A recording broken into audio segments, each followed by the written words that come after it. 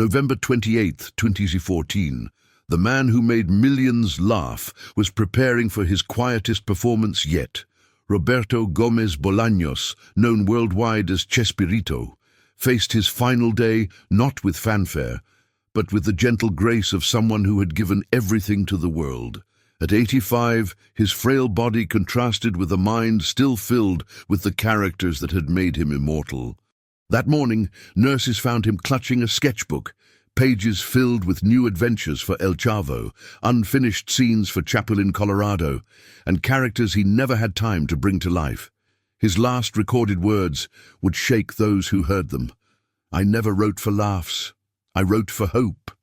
As the afternoon sun began to set, the man who had spent decades making the world brighter prepared to dim his own light, leaving behind a legacy that would outlive any goodbye. The morning's secret sketches. Dawn broke gently that Friday, but Roberto was already awake, pencil in hand, sketching with the determination of someone racing against time. The notebook, discovered later by his nurse Maria, contained 37 drawings, more creative output than he'd managed in months. The sketches revealed a mind still bursting with ideas. There was El Chavo discovering a computer for the first time, his confused expression perfectly captured in simple lines. Chapulín Colorado faced modern villains, cyber criminals and environmental destroyers, with his classic heroic incompetence intact. But most intriguingly, there were entirely new characters. An elderly janitor who solved mysteries while mopping floors. A grandmother who became a superhero using knitting needles. Señor Roberto was drawing like a man possessed, Maria later recalled. His hands were shaking, but the drawings were perfect. It was like he was trying to download his imagination onto paper before. She never finished that sentence. When Florinda Meza, his life partner, asked about the sketches, Roberto smiled mysteriously. "These are letters to the future," he said. "Someone else will bring them to life someday." It was typical Roberto. Even in his final hours, he was thinking about others, about legacy, about the laughter yet to come. The notebook also contained something unexpected, detailed notes about character motivations he'd never shared publicly. El Chavo wasn't just a poor kid making mischief. He was a symbol of resilience, finding joy despite poverty. Chapulín Colorado wasn't just a bumbling hero. He represented the courage to try, even when you're not sure you'll succeed. What strikes you more? An artist's final burst of creativity, or the revelation that beloved characters had deeper meanings all along? Roberto had spent decades entertaining children while secretly crafting sophisticated allegories about human nature, hope, and perseverance. Perhaps most touching were the margins of the sketches, filled with tiny notes. "Remember to keep it innocent. Children see with their hearts." And repeatedly, "Hope, always hope." Even facing his own mortality, Roberto remained focused on his mission, bringing light to a world that desperately needed it. When laughter becomes memory. By midday, Roberto's energy had shifted from creation to reflection. He asked Florinda to bring him recordings of his shows, not to watch, but to listen. With eyes closed, he followed every line, every laugh track, every musical cue with the precision of a conductor following a beloved symphony. "Do you hear that pause after Kiko says, 'Fue sin querer queriendo'?" he asked Florinda during an episode of El Chavo. "That pause is pure gold." Ramon knew exactly how long to wait before Don Ramon exploded. Timing is everything in comedy and in life. As familiar scenes played, Roberto began sharing stories never told in interviews. He revealed that the famous barrel where El Chavo hid was originally a mistake, a prop left on set that Roberto turned into the character's refuge. "Sometimes the best ideas come from accidents," he mused. "Life gives you a barrel, you make it a home." He talked about creating Chapulín Colorado during one of the darkest periods of his career, when critics said his humor was too simple. "They wanted sophistication," he laughed weakly. "I gave them sincerity instead. A superhero who admits he's scared, who wins through luck more than skill. That's more honest than any muscle-bound hero who never fails." The afternoon brought unexpected visitors, children from the neighborhood who had somehow learned their beloved Chespirito was unwell. From his window, Roberto watched them playing in the garden below, acting out scenes from his shows with remarkable accuracy. "Listen to them," he whispered to Florinda. "They know every word, every gesture. They're keeping my characters alive better than I ever could." His eyes filled with tears, not of sadness, but of profound fulfillment. His work had succeeded beyond his wildest dreams. It had become part of the cultural DNA of generations. Do you think there's anything more powerful than watching your life's work live independently in the hearts of children? Roberto was witnessing the ultimate validation of an artist, the moment when creation transcends its creator. The most poignant moment came when one child perfectly mimicked El Chavo's famous "Y ahora quién podrá ayudarme?" Roberto completed the line from his bedroom. "Yo el Chapulín Colorado!" The children below gasped and looked up, not knowing their hero was watching from above, blessing their performance with his presence. Conversations with infinity. As evening approached, Roberto's breathing became more labored, but his mind seemed to expand. He began speaking about topics he'd rarely discussed publicly, the philosophy behind his humor, the responsibility he felt toward his audience, and his thoughts on legacy and immortality. "You know what I learned in all these years?" he asked Dr. Martinez, who had been monitoring him throughout the day. "People don't remember what you taught them. They remember how you made them feel. I wanted to make people feel safe, to be innocent, safe to be joyful, safe to be childlike." Roberto spoke about receiving thousands of letters from viewers over the years, stories of families gathering around television sets, of children learning Spanish through his shows, of adults finding comfort in his simple humor during difficult times. "I accidentally became a teacher," he said. "The classroom was the living room, the lesson plan was laughter." He reflected on his character's enduring appeal. El Chavo represents every child who ever felt left out. Chapulín Colorado is every person who ever tried to help despite being afraid.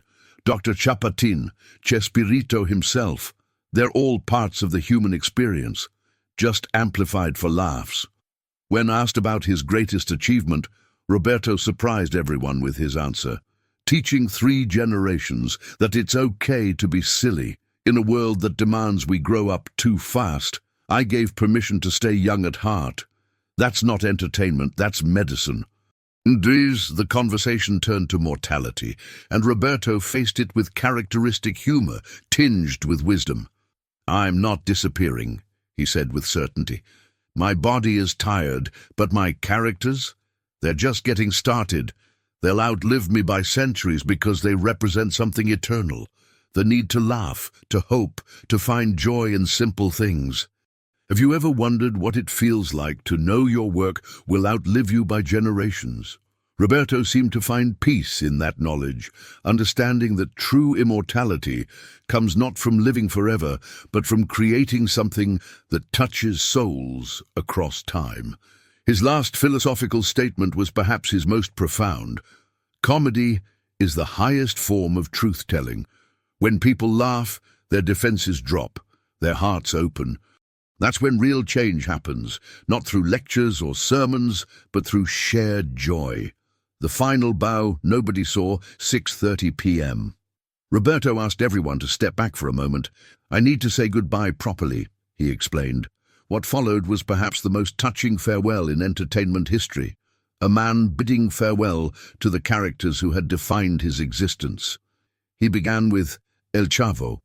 "Gracias, pequeño, for teaching me that poverty of pocket doesn't mean poverty of spirit. You showed me that a barrel can be a castle if you have imagination." His voice, though weak, carried the same warmth that had charmed millions. To Chapulín Colorado, he said, "You were my bravest creation, not because you weren't afraid, but because you helped despite being terrified. You taught me that heroism isn't about being strong, it's about showing up." For Dr. Chapatin, his tribute was brief but heartfelt.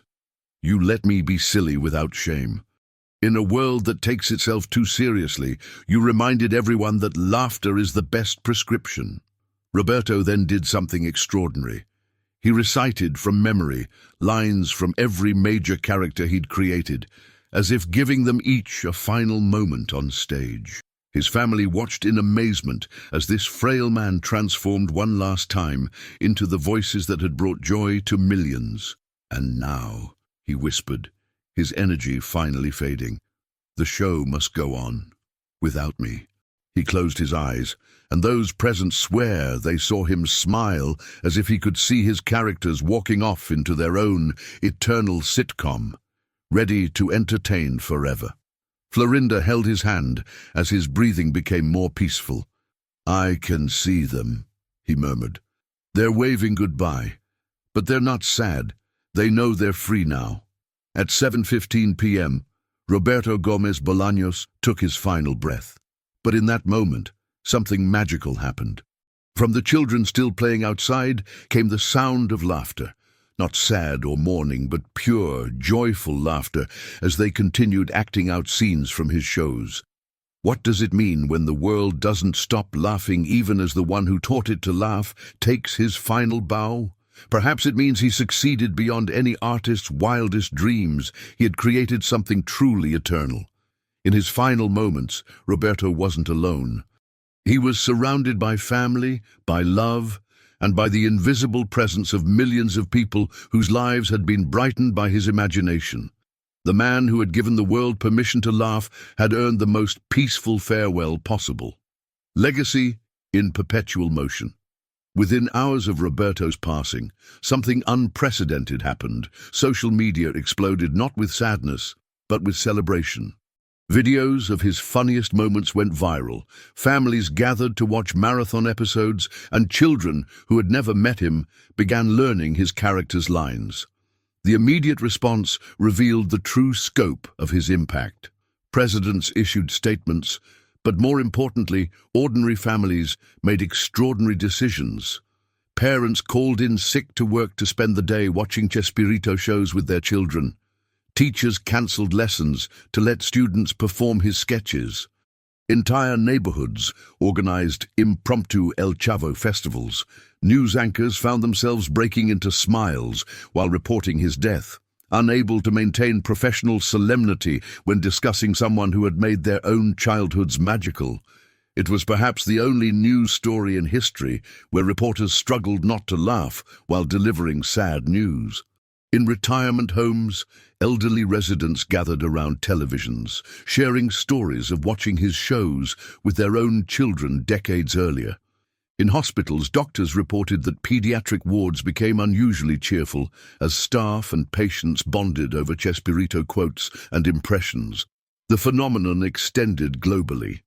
In countries where his shows had been dubbed, fans created tribute videos in dozens of languages.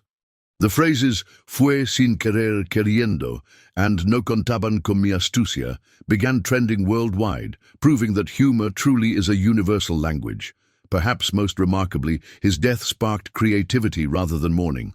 Art students created new Chespirito-inspired characters. Film students made short tributes. Children wrote new adventures for El Chavo.